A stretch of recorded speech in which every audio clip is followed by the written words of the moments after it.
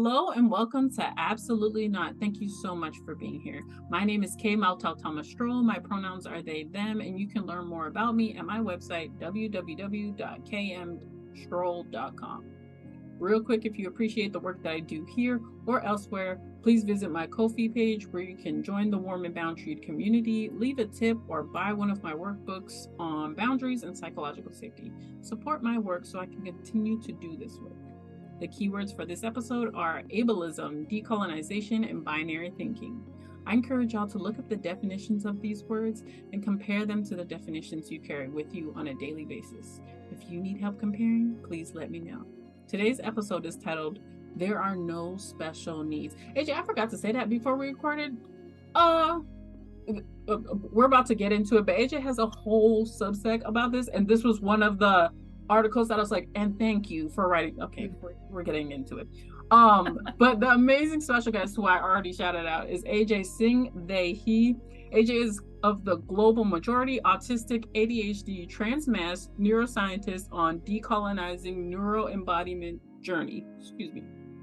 They have a background in people and culture leadership in tech startups, and they are the founder of Wautistic Wayfinder. Excuse me if I did not pronounce that correctly, and the author of the Mindbodies Decolonised newsletter. That's the one I'm talking about, y'all. Subscribe. He is a part of the global majority South Asian, transmasc, non-binary, disabled, autistic, ADHD, pansexual, and polyamorous. AJ, thank you so much for being here today. Thank you so much for having me, Kay. I'm so excited to be here with you. And I apologize for going on like several tangents, but I'm just so excited about the newsletter. That piece in general touched my heart so much. What was the inspiration for that piece? Oh, thank you. I'm so glad that it touched you. I think I've been feeling like my needs are too much my whole life. And when I started to understand more about who I was and what my needs were and why my needs were, I started thinking about how it's kind of ridiculous that I needed to do that and go on that journey just for my needs to be met with validation. And I realized it's because we have this setup of normal needs and special needs, which is linked to the colonial construct of normal, which doesn't actually exist. And so whilst I was on this journey of recognizing I have needs that other people have found too much or special, that actually that's part of the problem. It's the whole problem. There are no special needs, there are just needs.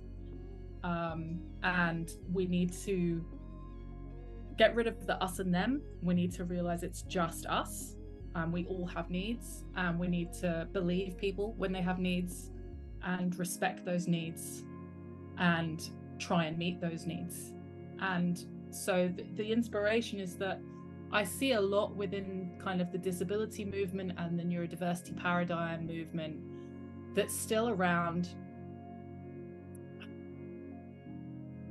differentiation of needs, and how we need to get our needs met within this system, whereas this system is never going to meet our needs because it's not even meeting the needs of the people that it's supposed to meet.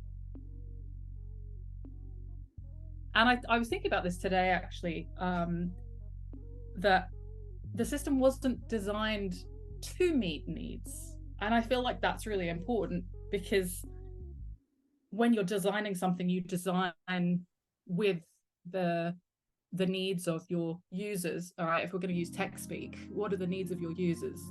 Well, this system was not designed around anyone's needs. It was designed around wants, and those wants were driven by power and colonialism and wealth and greed.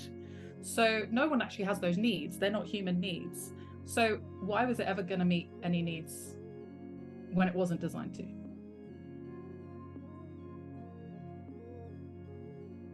I don't know why this made me feel so heavy. This always makes me feel so heavy because there's so much that we have to extract from ourselves, that we learn from even the words like disabled what are you not able to do? And why is that so important to people to know? Like very much the words you're using, like different, like why do we have to differentiate? What's the reasoning? How do you often feel heavy with these like epiphanies or just these thought processes? Yeah, do you know, I spent a lot of my life feeling heavy because I didn't have the right outlet. And now that I'm writing my newsletter, which I love writing it. Some people are loving reading it, which is great. I you know, that's what it is. So now I have this heaviness, and then I can move it into something else, and I can shift it. And motion for me is something that I've realized is incredibly important. Always being in some kind of motion and movement, so that things don't sit and fester and feel heavy. It's about how does that need to move, and where does it need to go, for me to release what I need to release and shift into a different space with it as well. And I think of water whenever people say movement like that, like fluidity and a whole bunch of stuff. But I wrote down change. Change is something that I have always been comfortable with. I'm like, I don't like this, and it's very constricting. I need change. We talked about a huge change that happened in your life recently. Your pronouns changed. How's that been, being loud about the change in your life? It's wonderful. It's wonderful. And I think, like a lot of trans people, sometimes you're not moving at your own pace. You're moving at the pace that could be set by a bunch of different external factors. And I think I started telling people about my gender before I was ready. And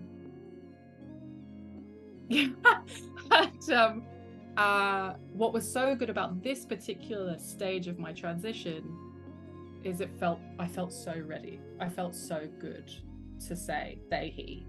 That's who I am.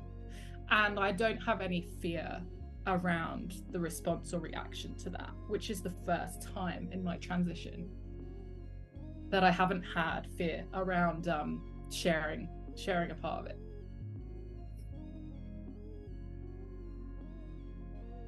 And I'm not gonna lie to you. It's so fucking scary. So you have not made an announcement or anything, and you just changed it, and I remember seeing it on LinkedIn and being like, shit, like it's literally that simple. And sorry, like I know you know, like this is our literally first time, but I was just like, shit. And I felt the same way I felt when I've talked to other transmasc people. I was like, shit, it is. But that's part of the journey, is just, okay. 1 second. That's what I think is part of the journey, is that shit moment of just being like, there it is, babes, like that. Like, have you had, or did you have a shit moment before you decided to change it at all publicly? Yeah, several shit moments, really shit moments. Is that the meaning of shit that you're saying, that like the moment was shit, or like a moment where I went, oh shit? When you're like, oh shit, this that might.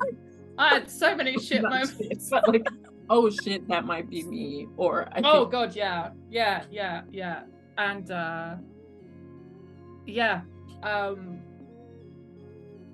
it's a great question, and I'm trying to think.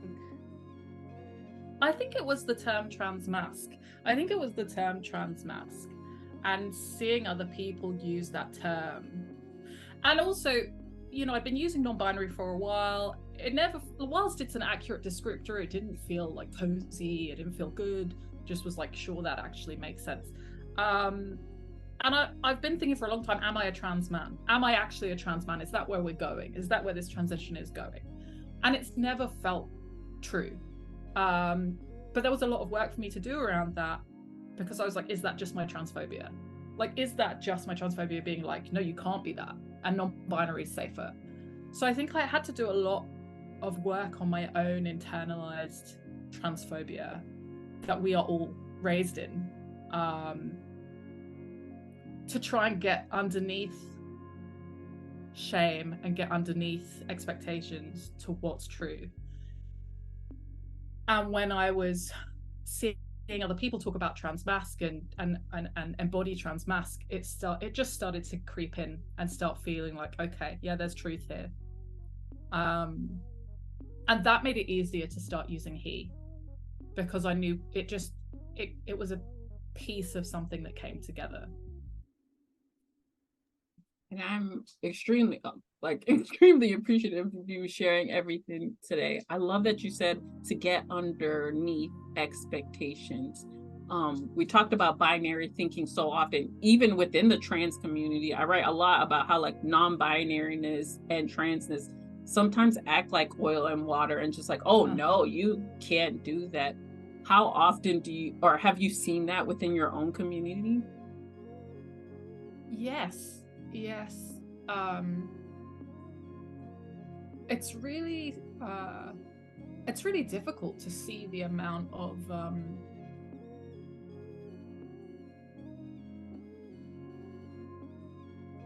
I think it is shame still, that people are carrying around with them, that means that we can't see each other clearly. And so you have this, well, there's a way to be trans and there's a way to be non-binary, and it's correct. And we're back to that binary thinking that like there's a one way to be a woman and there's one way to be a man and there's one way to be trans, and it's like there isn't one way. But it's I feel like it's when people are figuring out who they are, but they're not deprogramming and they're not decolonizing and they're not unlearning.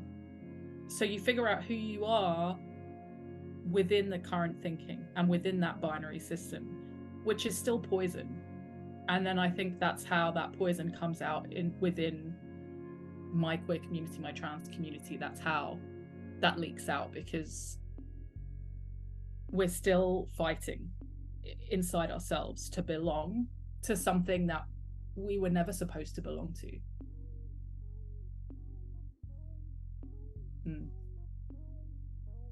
I knew this was gonna be good, but I really I'm so grateful that you. Oh, I forgot to say that, y'all. This is the last episode of Absolutely Not.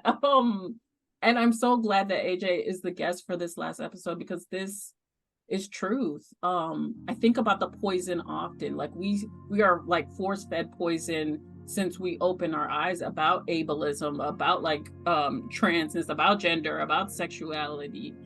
And often, just like you said, we're trying to figure ourselves out, but in the constraints of all of these systems. And it just won't work like that.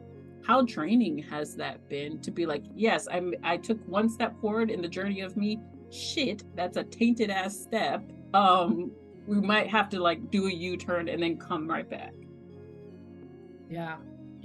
It's I'm tired. I'm tired.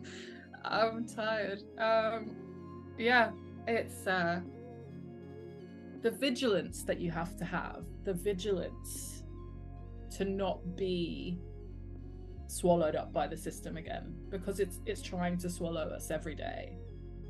And I feel that, oh, hang on, no, I'm just still upholding white supremacy, like you're just there, like, oh, it's still happening, and I have to come back from that. And then there's just more stuff to kind of uncover. But having said that, whilst it is exhausting, I feel like I've been building up my tools and building up my support and building up my understanding and community. And so I can rest, when I need to rest, because there are mechanisms for rest that I didn't have before. I couldn't access. I didn't know how to access.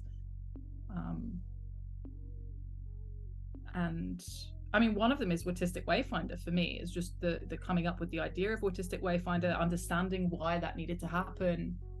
And I know it's not to do with transness, but it is to do with transness, because I mean, I also think everything is a transition.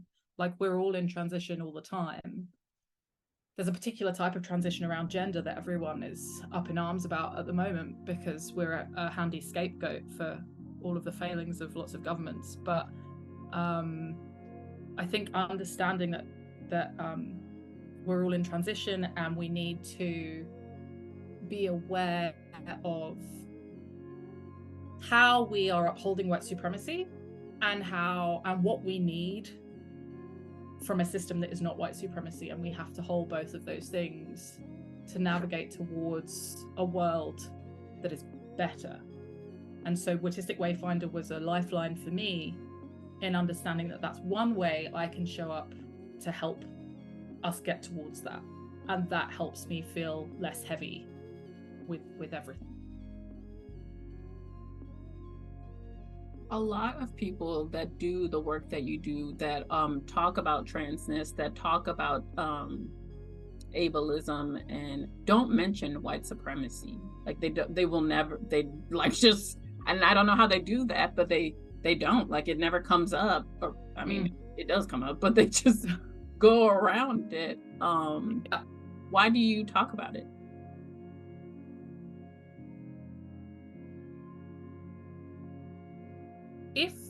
If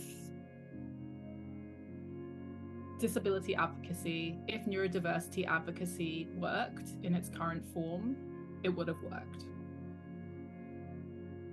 And it doesn't work because the huge part of the puzzle that we're missing is racism and white supremacy. And I've been lucky enough to have some incredible teachers, Black women, Black trans people, brown trans people, Indigenous trans people, who have always been telling the truth and talking about the truth, and don't have the access to whiteness that I have. And I needed to recognize that that is a privilege that I have, that I need to use as someone who's mixed heritage. Because I experience the racism, but I also experience the unearned privilege that comes with access to whiteness. And therefore, I need to own my intersections and be able to leverage that to connect these dots, because white people are not making those connections. And a lot of people that work in specifically neurodiversity advocacy are white. And I'm not making room for Black and brown people because they're not addressing their own racism or the way in which they uphold white supremacy.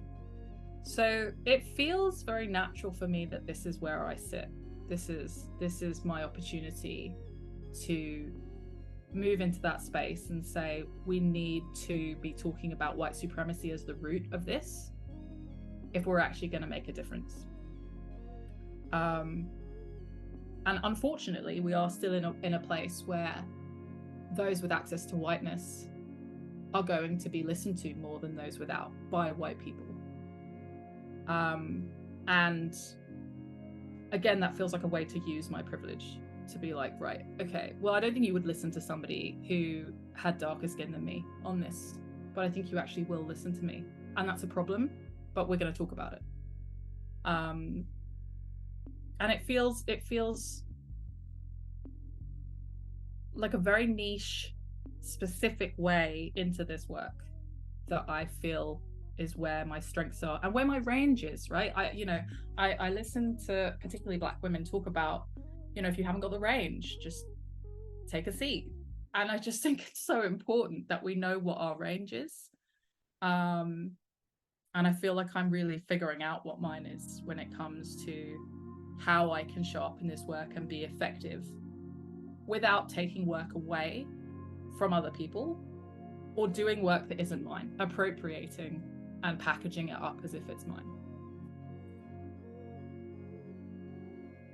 That was going to be my next question. I know that you don't do that. Like I follow your work.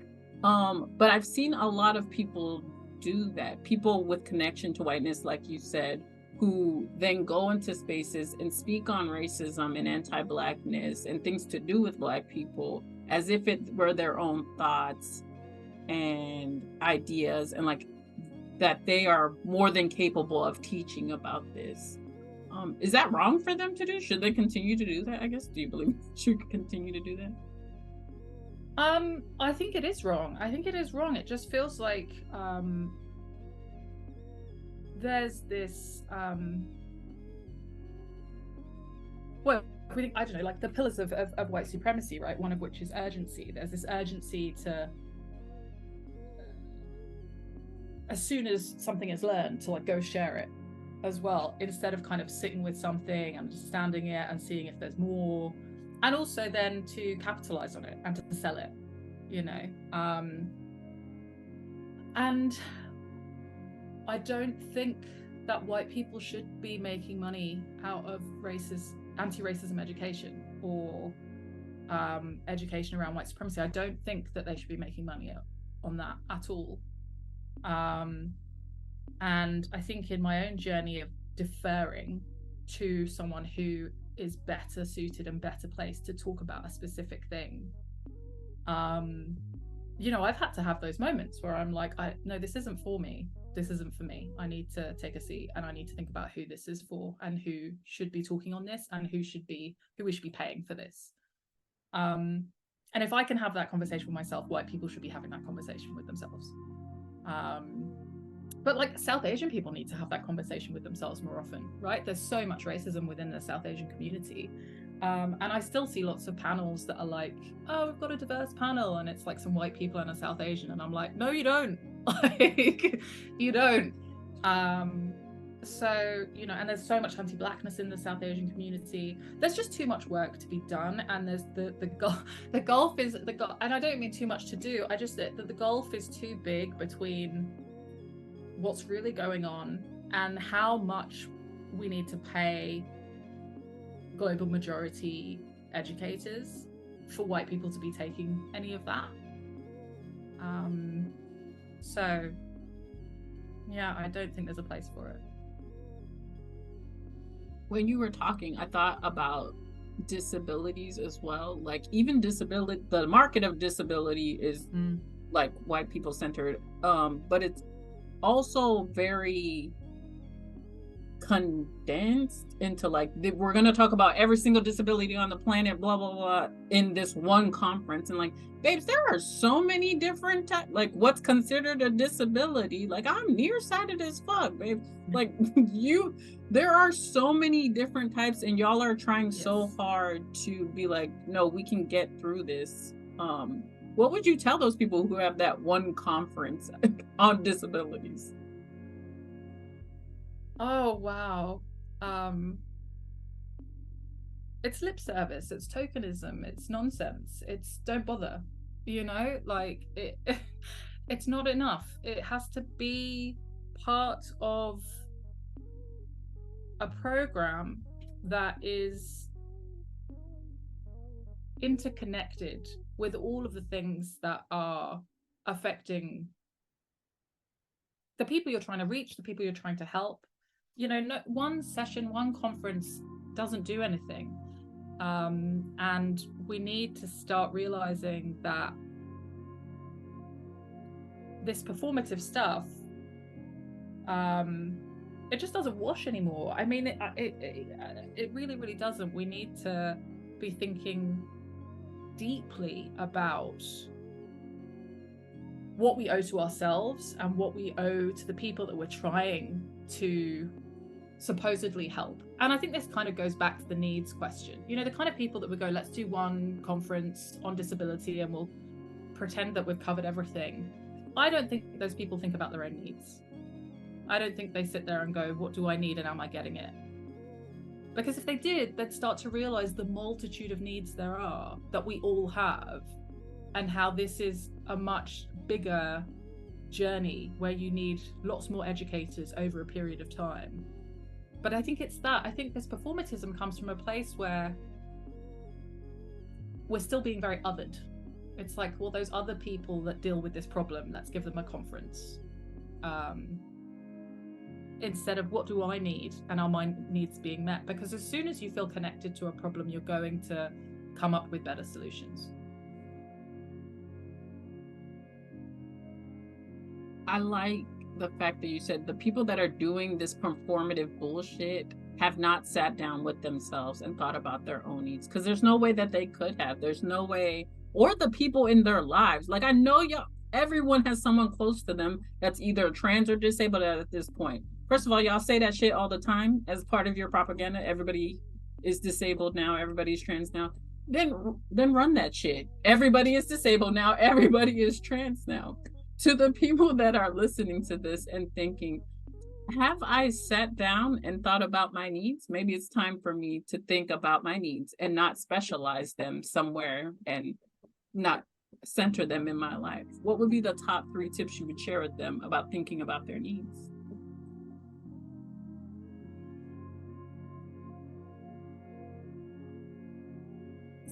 So I find it really difficult to do top 3s, so I might not give you a top 3, I'm going to just talk around it, and there might be 3 in there. You need to start practicing neuro-embodiment, and this is something that I talk about in my work, in both my newsletter and with Wautistic Wayfinder, that we are all neuro-performing because we've all been taught that there is a certain set of needs and there's a certain way to behave and communicate and exist, and if you fall outside of that, there's something wrong with you in some way, shape or form. So we're all trying to perform in that box, and that's neuroperformance. If you've never thought about your needs, chances are a lot of what you do is neuroperformance. So neuro-embodiment is the journey of getting to know your own neuronormal. So this is how we would behave, how we would communicate, how we would exist if there wasn't this framework of normal. And so the first thing to do is to start acknowledging that you're performing, I think, is the first one. Acknowledge that a lot of us, and this is not a judgment, this is what happens, this is what we do. We perform to survive, and the more marginalized you are, the more you would have to perform, and the more that the toll that performance is going to take on you. So first accepting that is the truth, and then starting to listen to those needs, starting to sit with those needs. And it's finding a medium that works for you. Maybe you just need to talk out loud, so maybe record it and listen to it back, make lists. But maybe it's not words, maybe it's creativity that's going to help you find that. Maybe you paint, maybe you draw. That's a need that's not getting met as well if you're not engaging with that. And engaging with decolonization, I think, and that's obviously a big one. It's not something you can do overnight. It's decolonizing is a lifelong pursuit, but engaging with decolonization, and if you've never heard of that word before, then first thing to do is look it up and figure out, what does this mean, and then what does it mean for me? So my work is really around decolonization of self, because I don't believe that we can see a decolonized reality if we are not decolonizing ourselves, because if we jump to action without doing that inner work, that's when you just see the repeat of these supremacist systems, which is what you see in neurodiversity advocacy. There's just a repeat of supremacist systems. So and then finding out what that means for you.